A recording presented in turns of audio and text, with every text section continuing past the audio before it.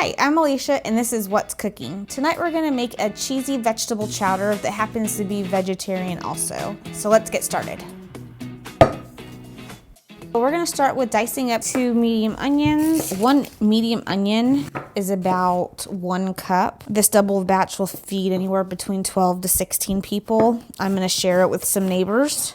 With my daughter being a vegetarian, I a couple of soup ideas that don't have a meat. Of course, soups and vegetables go together really well. Oftentimes soups will use chicken broth. This one uses vegetable broth. She does love cheddar broccoli soup, but she also likes potatoes and carrots, so we went ahead and made our own vegetable chowder soup. Now we're gonna do our celery stalks. So I'm just gonna chop off the ends. I'm gonna give it a rinse, and then we'll dice it up and add it to the onions. All right, I like to cut my celery down the middle. So I need 2 cups of celery. I like to have a little bit of everything in my spoon. If you like your soup a little bit more hearty, you can cut your celery in bigger pieces. This is definitely my preference. So now that we have our onions and our celery chopped, we're gonna put this to the side. We're gonna go ahead and chop our potatoes. I have a 1.5 pounds of red potatoes. The skin is a lot thinner, so I don't have to worry about like peeling potatoes. I also like the color that it adds to the dish as well. So I'm just going to chop these up in roughly bite-sized pieces. They are not uniform size, but I do like these little red potatoes. They hold their shape well, but you're welcome to use golden potatoes, russets, anything that you want. So I'm gonna use my Dutch oven tonight, and it's a little bit bigger than my blue one that I use. Blue, green?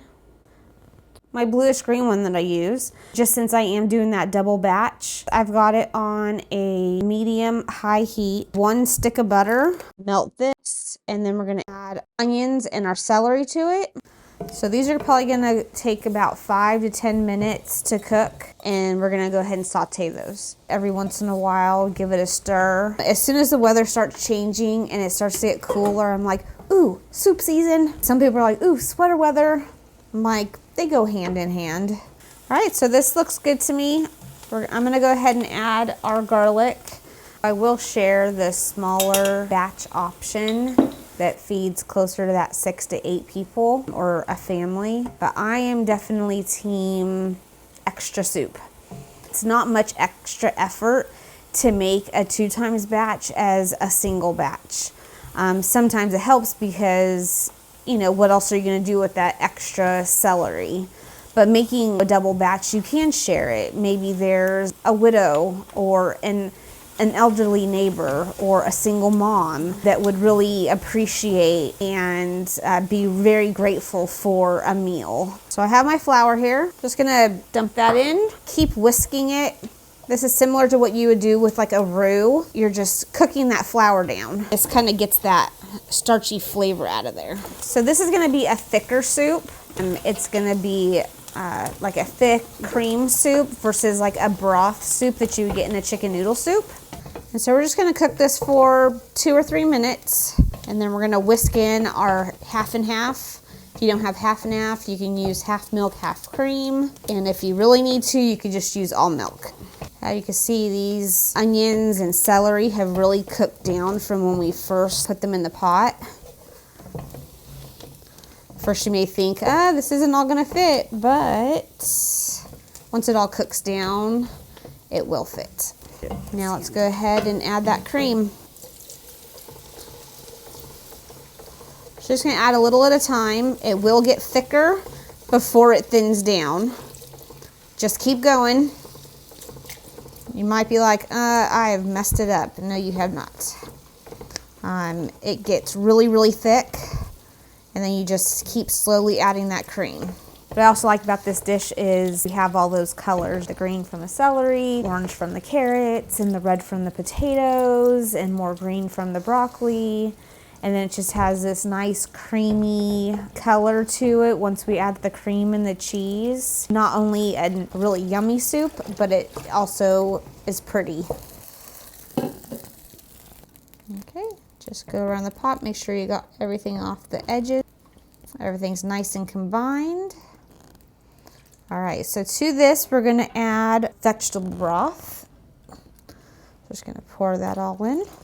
We're gonna add our chopped potatoes, and we're gonna add our carrots. I have 2 big sprigs of thyme, and then I have our spices. So I'm just gonna dump all this in and then stir it all up. Now we're just gonna stir all this together, and we're gonna bring this to a boil, and then we're gonna simmer it covered for about 15 minutes, and then we're gonna check the potatoes and see how they are. I just think this looks pretty, and I already see all of that flavor in there, so I already know that this is gonna be good. Now that this is ready, we're gonna go ahead and just dump in our broccoli. Again, I chopped them about bite-sized pieces. All right, we're just gonna stir all that in. Again, it looks like it's really full, but everything will cook down. Push all of the broccoli down in here. We're gonna cover it up, and then we'll check it.